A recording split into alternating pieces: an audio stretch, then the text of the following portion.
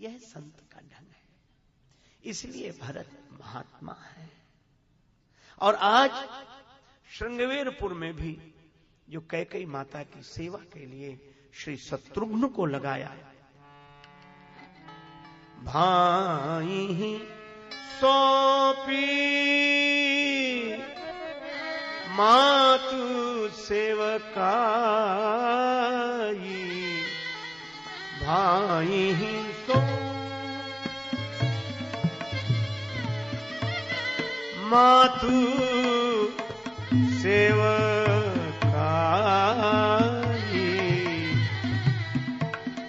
भाई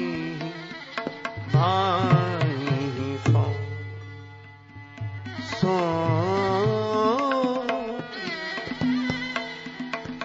भाई सो सौंपी मातु सेवका,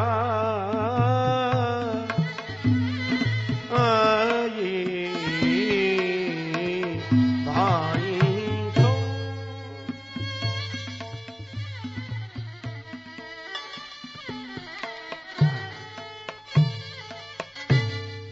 श्री भरत जाग रहे, सब सो रहे हैं।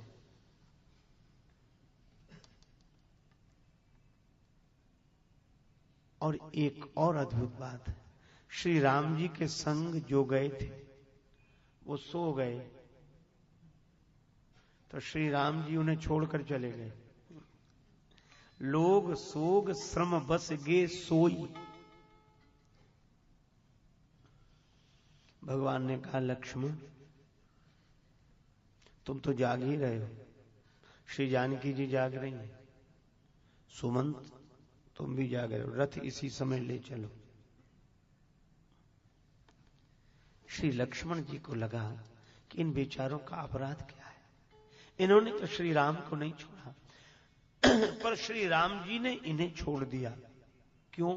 ये सो गए। श्री लक्ष्मण जी को लगा इसका यह अर्थ है कि जो सो जाता है भगवान उसे छोड़कर चल देते हैं। लक्ष्मण जी ने मन ही मन निश्चय कर लिया कि जब तक श्री राम जी की सेवा में रहूंगा कभी सोऊंगा नहीं, नहीं तो कहीं भगवान भी मुझे ऐसे ही छोड़कर न चल दें।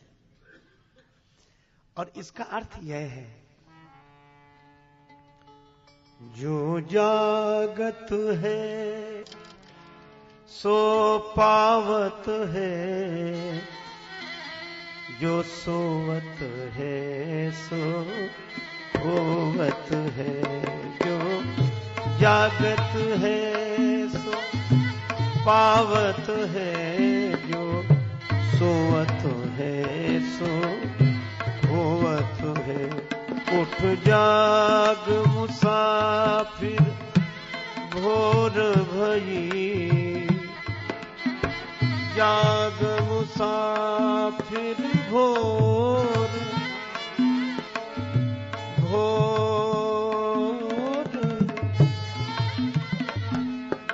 भोर,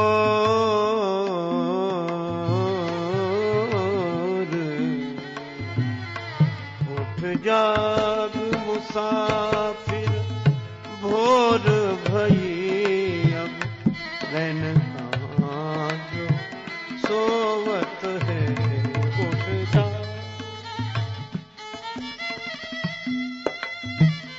जाग जाओ, मोह निशा सब सोवन हारा। और श्री राघवेंद्र के संग वही यात्रा कर सकेंगे जो जागते हुए रहे, क्योंकि ज्ञान अखंड एक सीतावर। श्री राघवेंद्र साक्षात ज्ञान के स्वरूप हैं। राम जी के साथ चलने वाले जागरूक ही हो सकते हैं, और सो गए तो पीछे छूट जाते हैं। ज्ञान का मार्ग जागने वालों का मार्ग है। उत्तिष्ठत जागृत प्राप्य वरान निबोधत, उठो जागो।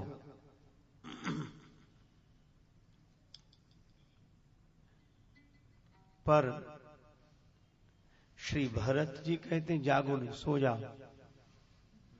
जो नहीं सोते उनके चरण दबा के सुला देते, सो। बस यही अंतर है। श्री राम जी ज्ञान के स्वरूप हैं और श्री भरत प्रेम के स्वरूप हैं। ज्ञान में जागना है और प्रेम में आंख मूंदना है, क्योंकि विश्वास आंख मूंद कर ही किया जाता है।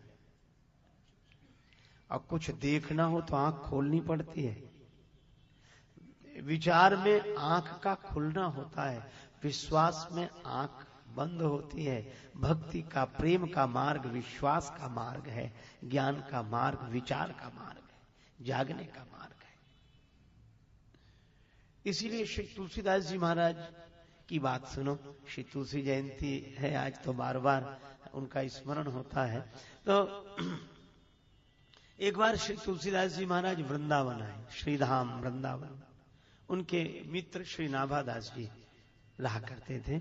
श्री तुलसीदास जी श्री नाभादास जी की कुटिया पर गए। श्री नाभादास जी मध्याह्न काल था, स्नान के लिए गए थे यमुना जी। श्री तुलसीदास जी ने अपना आसन बिछाया और सो गए। दोपहर का समय सो गए।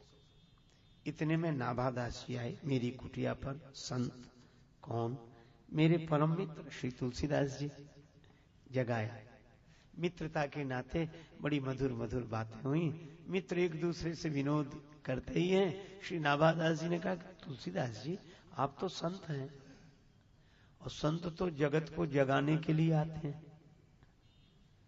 आप तो स्वयं सो रहे हैं, रात को सोए दिन में भी सो रहे हैं। तो जब आप ही नहीं जाग रहे हैं तो लोगों को क्या जगाएंगे? मित्र का विनोद था। श्री तुलसीदास जी नाभादास जी से कहा कि महाराज वो जगाने वाले संत अलग है, जागने वाले अलग है। हम तो सोने वाले हैं और लोगों से भी कहते हैं कि बेकार जाग रहे, सो जाओ। तो जागने वाले अलग हैं और सोने वाले अलग हैं, तो जागते कौन है? इसी पर श्री तुलसीदास जी महाराज ने श्री नाभादास जी को जो उत्तर दिया वह छंद कवितावली में। श्री तुलसीदास जी कहते हैं कि जागे जोगी, योगी जन जागते हैं। यही जग जामिनी जागई जोगी, जागई जोगी जंगम। जंगम माने यात्रा करने वाले, चलने फिरने वाले लोग जागेंगे। गाड़ी न छूट जाए, वहां पहुंचना है, वहां उतरना है। जागे जोगी जंगम।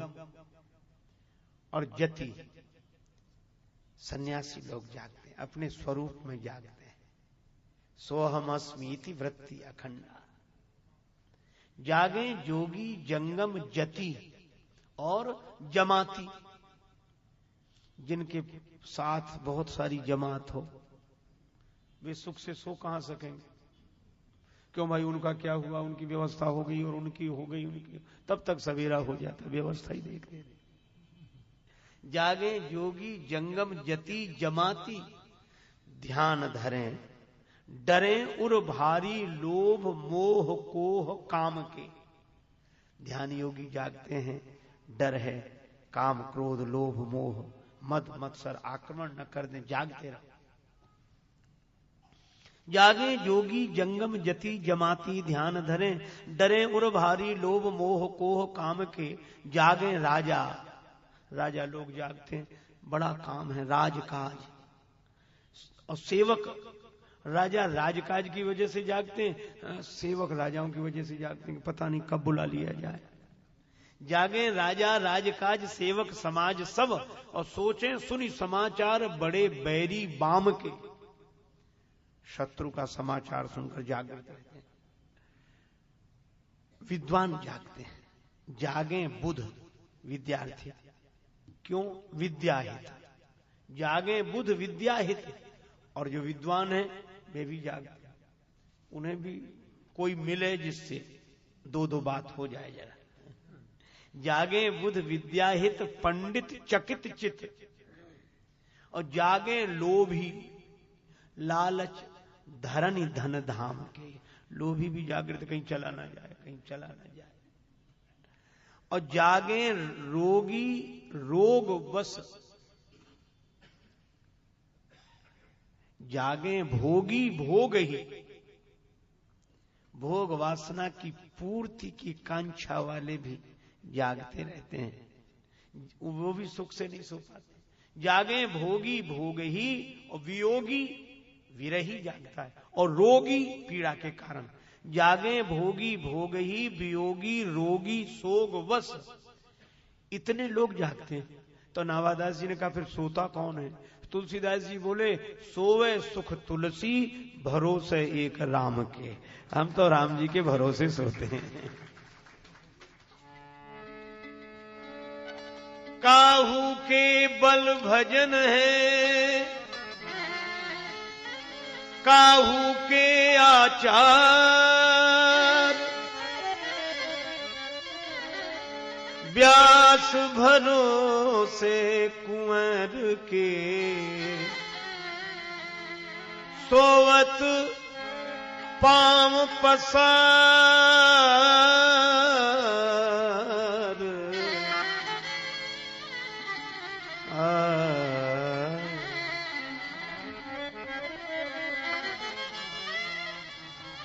लेकिन आप यह न समझ लें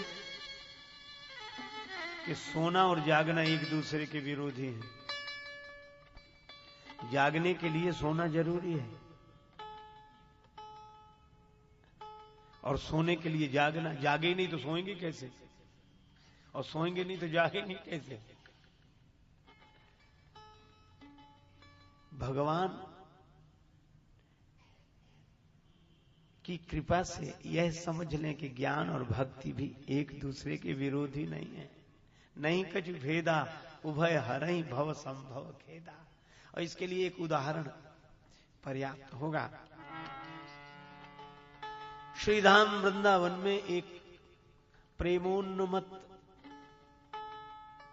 भाव विह्वल दशा में गोपी आवाज लगाते हुए घूम रही थी, कोई खरीद लो, कोई खरीद लो, मैं बेच रही हूं, बेच रही हूं। दूसरी गोपी ने पूछा क्या बेच रही हो? वो बोली मैं हूं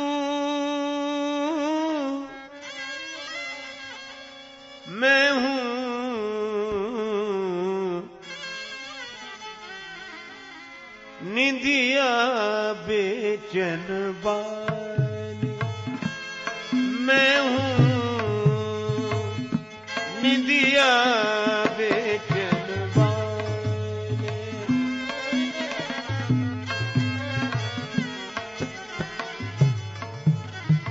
निधिया बेचन वाली,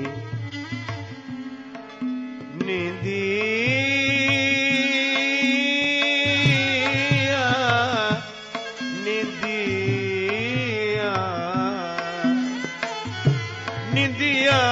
बेचन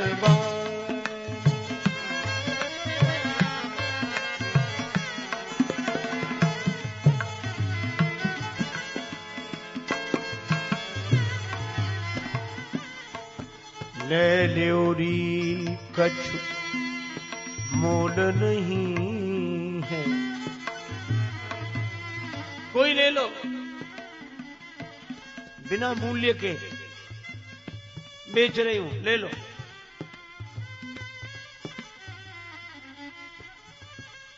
क्यों बेच रही है? नींद की कीमत तो उनसे पूछ जिन्हें नींद नहीं आती। तू नींद बेच रही है? उस गोपी के आंखों में आंसू थे। वह बोली कारण है।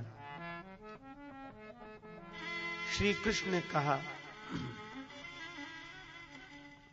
गोपी मैं तेरे घर आऊंगा। आवन कहो लाल घर मेरे। श्री कृष्ण ने कहा मैं आऊंगा, मैंने बड़ी तैयारी की, आज श्री कृष्ण आएंगे। तैयारी तो कर ली, प्रतीक्षा कर रही थी, पर नंदलाल के आने के पहले नींद आ गई। श्री कृष्ण आए, मुझे सोते देखा, लौट गए। जब मैं जागी, आंगन में जो ब्रज रज है उसमें श्री कृष्ण के चरण चिन्ह देखे, तब से इतनी ग्लानि हुई कि निश्चय कर लिया, आए मोहना फिरी गए अंगना, मैं बैरिन रही सो। तब से लगानी दिया तो ही मैं बेच दूं, जो कोई गाहक हो।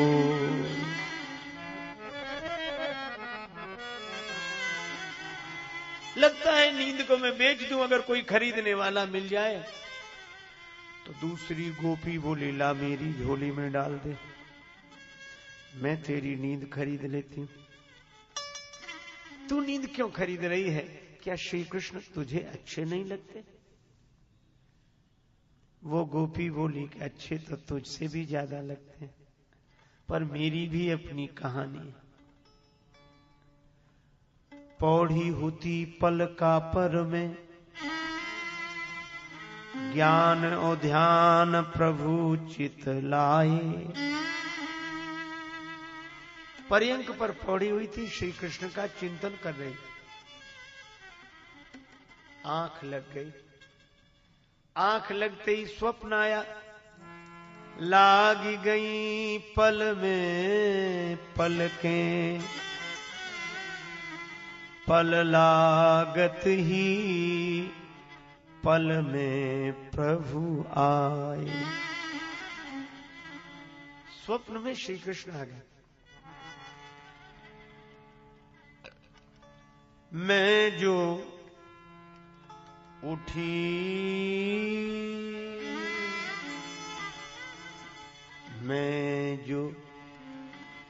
मैं जो उठी,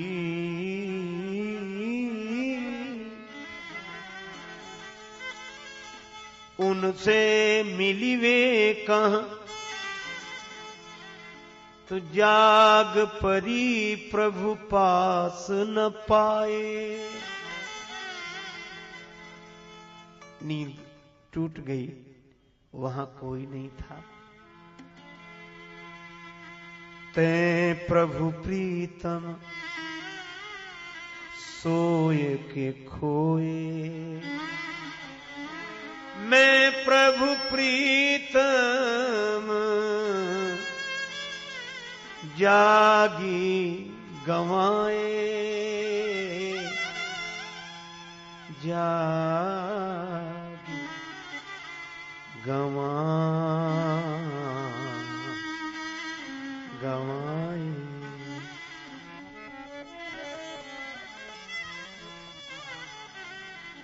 तूने सोकर कन्हैया को खो दिया, मैंने जागकर खो दिया। मतलब तो कन्हैया के मिलने से है, चाहे जागने में मिले और चाहे सोने में मिले।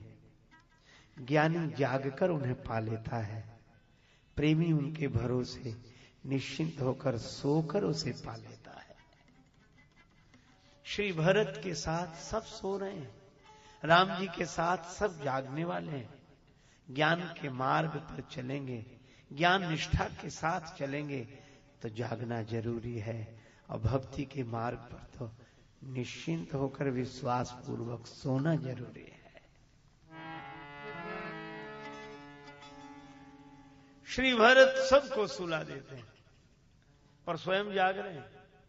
इसका अर्थ है कि भगवान की भक्ति का भाव अगर जीवन में जागृत हो जाए तो निश्चिंत होकर सो।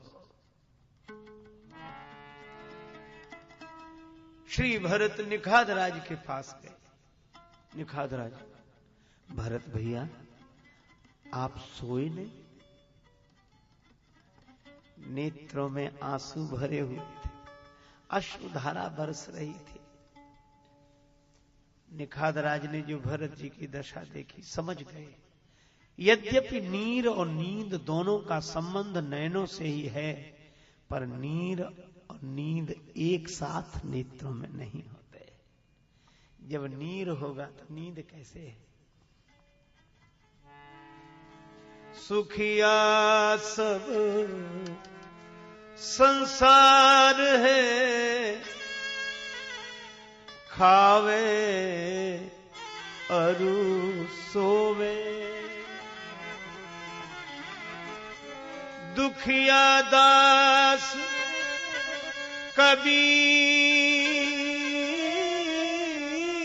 है,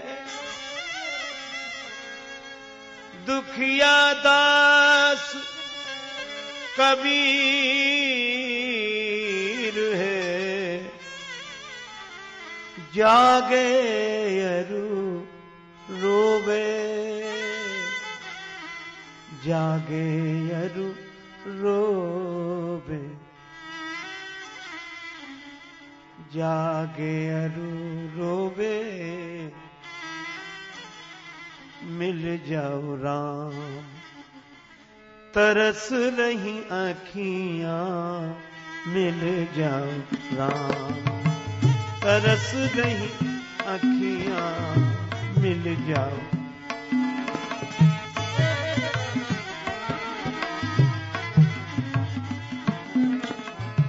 पावन हेतु पतित पावन को, पावन है पतित पावन को। सावन जैसी सावन,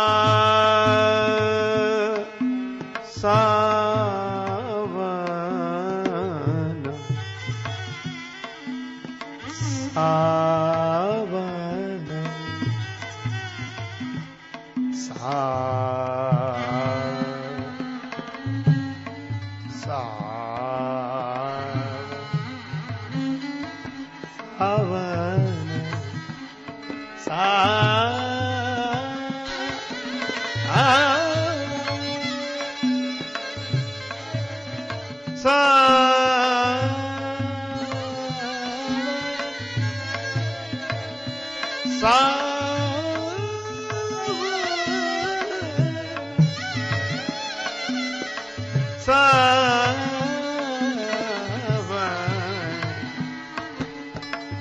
सावन जैसी बरस रही आँखियां, मिल जाओ राम, तरस रही आँखियां, मिल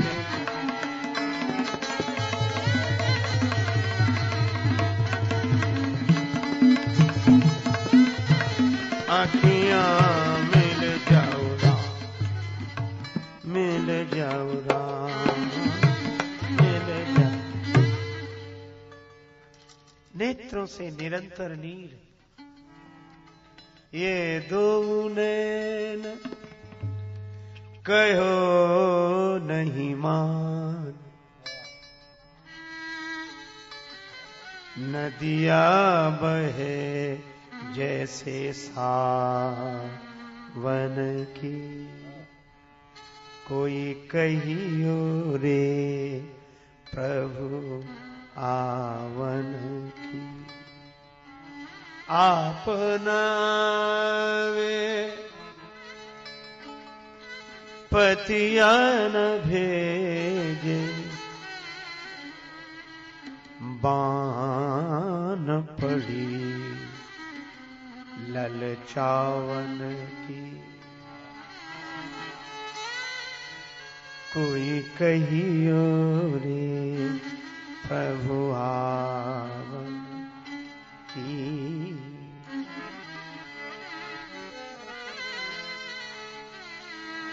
मीरा के प्रभु गिरधर नागर,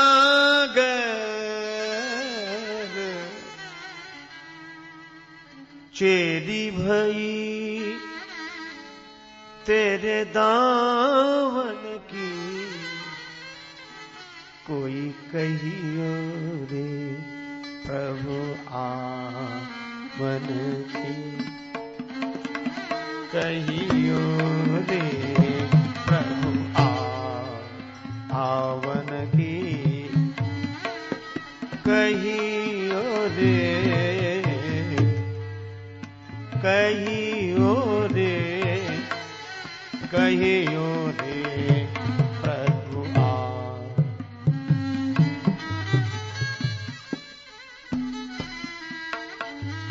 आहा भक्त की बड़ी विचित्र दशा होती है। जागे अरु रोए। श्री भरत आंखों में आंसू भरे हैं। निखाद राज ने कहा कि आपने विश्राम नहीं किया। श्री भरत रोते हुए बोले, मन को विश्राम मिले तो विश्राम करो।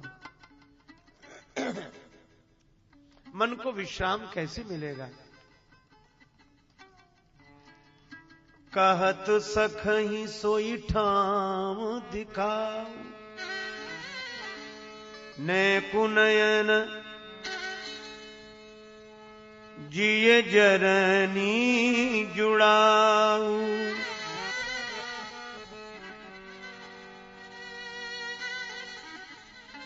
जहाँ सिय राम जहाँ सिय राम जहाँ सिय राम साथरी सोए। जहाँ सिय राम साथरी सोए। जहाँ सिय राम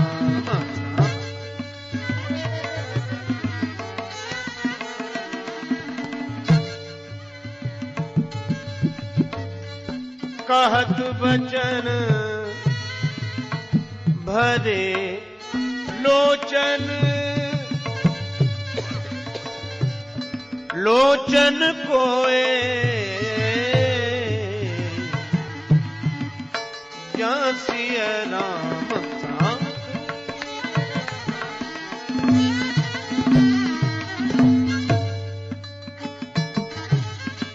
साथरी। जहां भगवान श्री सीताराम जी ने विश्राम किया वह स्थान दिखा था। तो भगवान को विश्राम देने वाले स्थल को देखने से मन को विश्राम मिल जाएगा। निखाद राज कुछ बोल नहीं सके। चले सखा करसों कर जोरे। रात्रि के समय मित्र का हाथ में लिए श्री भरत जा रहे हैं। दोनों पुलकित हैं, दोनों के नेत्र प्रेम जल से भरे हैं। निखाद राज ने दिखाया शीशम का वृक्ष, जहां सिंसुपा पुनीत तर रघुवर किए विश्राम। श्री भरत जी ने उस वृक्ष को देखा, भूमि लुंठित होकर प्रणाम किया। निखादराज रोते हुए बोले, श्री भरत भैया, यह वृक्ष परम सौभाग्यशाली है जिसे आप प्रणाम कर रहे हो। श्री भरत ने कहा,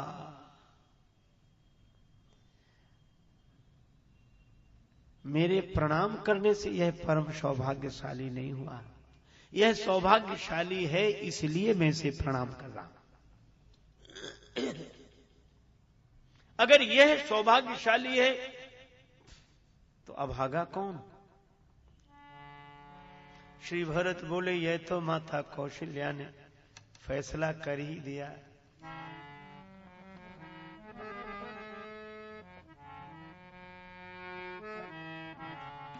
बड़ भागी बन अवध अभागी। बड़ भागी बन अवध अवध अभागी। अभागी बड़ भागी बन अवध। जो रघुवंश तिलक तुम त्यागी। त्यागी त्यागी बड़ भागी बन बन अवध बन अवध अभागी बड़ भागी बन बन बन बड़ भागी बन अवध अभागी। श्री राम, जिस अयोध्या का तुम त्याग कर रहे हो, यह अयोध्या अभागिनी है, वन बड़ भागी है। और फिर यह वृक्ष तो कल्प वृक्ष से भी बड़ा है। सिंसुपा का वृक्ष कल्प वृक्ष से भी बड़ा है। क्यों? का जेहि तरु तर प्रभु बैठई जाई, करही कल्प तरु तासु बढ़ाई। कल्प वृक्ष भी सोचता है कि यदि हम स्वर्ग में न होते, हम भी वन में पृथ्वी पर सामान्य वृक्ष बनकर ही